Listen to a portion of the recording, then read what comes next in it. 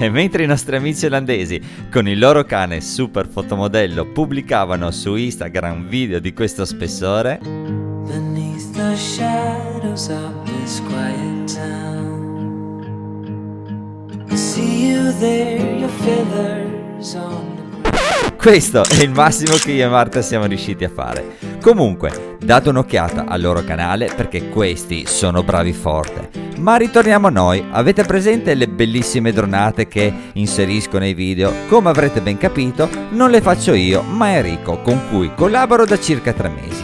Non ci conosciamo, non ci siamo mai visti e nemmeno mai telefonati, tutto via chat.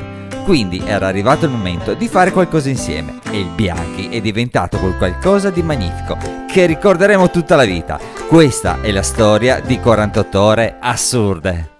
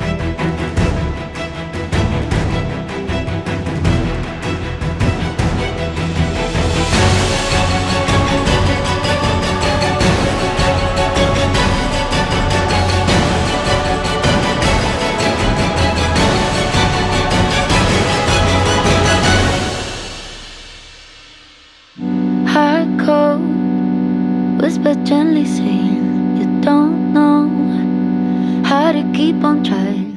Dedicato all'ingegnere Giuseppe Bianchi, socio fondatore e primo presidente del CAI di Moggio, è una struttura costruita con criteri ecologici e in legno d'abete locale, sostitutiva nel 2018 al precedente bivacco in metallo rosso risalente agli anni 70. Il rifugio è fatto veramente molto bene, abbiamo 4 posti letto e sotto e un bel tavolo per poter mangiare, 3 sgabelli ed una panca.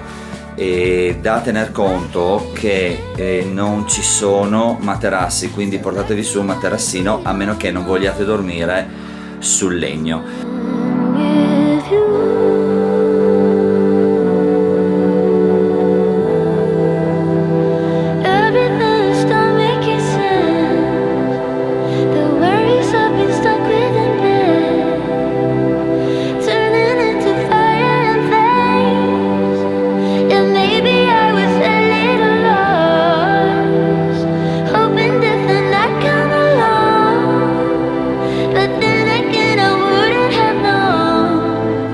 Il mattino seguente sveglia prestissimo per raggiungere la vetta del Monte Chiavas, dove ci aspetta un'alba meravigliosa che rende il panorama magicamente dorato.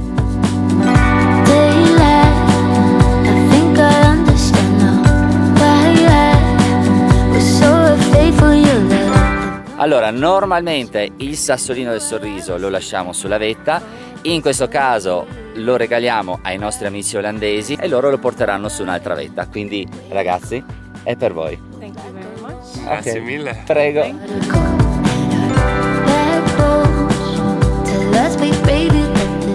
Decidiamo quindi di rimanere in quota e imbocchiamo il 425 direzione Forcella della Pecora, una deviazione che vi consigliamo perché è particolare e molto panoramica.